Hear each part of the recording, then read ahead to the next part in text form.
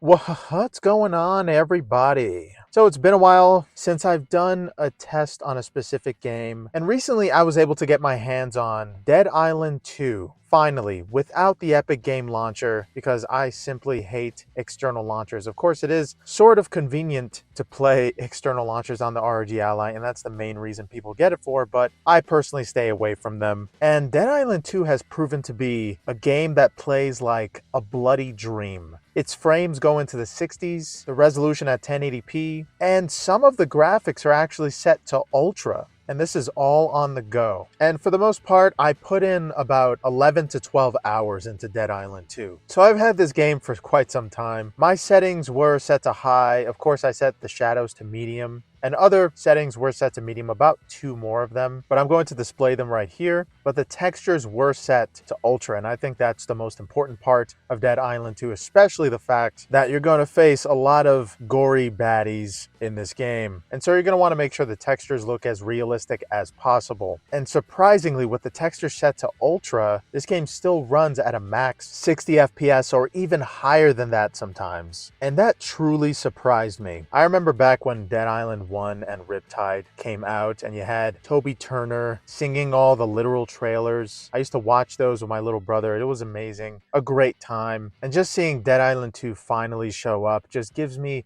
a good feeling. Even though the game is just about a random person coming into town, killing a bunch of zombies, this game still gives me a good feeling because I know that some things will never die, just like Dead Island 2. So if you had hope for some kind of project in the past that you thought was dead, just absolutely forgotten, just know that there's games like Dead Island 2 that are still out there, still being developed, and are never forgotten. And this game just reminds me of that fact, that it's never too late to just follow your dreams, I guess. And besides all of the graphical fidelity and the impressions that this game gave me, it's just an inspiring display that Dead Island 2 presents. With its gore physics, combat, and even its wacky storyline, I find playing Dead Island 2 to be a relaxing experience for some reason. And I know it's very strange to call Dead Island 2 a relaxing experience, but there's something engrossing, I guess is the appropriate word, about traveling through Bel Air, just knocking off zombie heads with any weapon you want, upgrading it, seeing the beautiful vistas with blood spattered all over it. It's sort of a Psycho kind of scenario, but I just find the game relaxing in a weird way.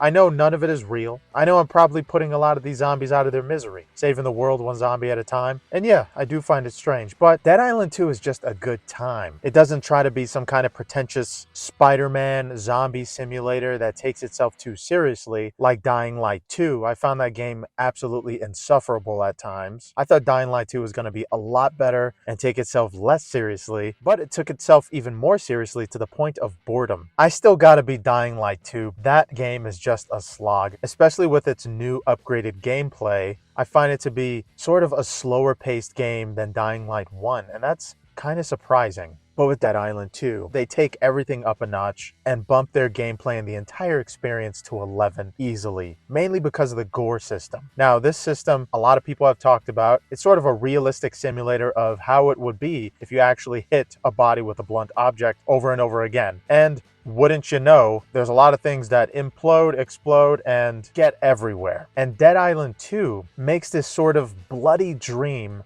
come true onto the screen. And playing this on the ROG Ally is no different than playing it on a gaming laptop for a lot of reasons. The game still hits 60 FPS at certain points, and for the most part it's 40 to 50. And with a game like Dead Island 2, where you just have to hit things with a blunt object, 40 to 50 FPS is damn near perfect. And you can actually play this game at 1080p like I mentioned before, with mostly high settings, and actually some settings set to ultra. Now I'm just astonished that the ROG Ally is able to keep up with games like this. And with even more drivers coming out and releasing for the ROG Ally, which, by the way, I don't recommend upgrading to the latest BIOS for the ROG Ally because it is said to degrade some of the performance. So I haven't upgraded to the latest BIOS, but with most of the updates, just like with any gaming laptop, Steam Deck, or anything you're playing on, you will most likely get a performance jump. And seeing all of these drivers come out and Dead Island 2 start to slowly progress with even better performance over time, this is just a hopeful game to look at in general, especially for a handheld like the ROG Ally. And I've been playing this without any hitches, glitches, or crashes at all. Maybe the first time I played it, way back when, the game wasn't exactly up to par in terms of optimization. But playing it now, it's an absolute inspiration,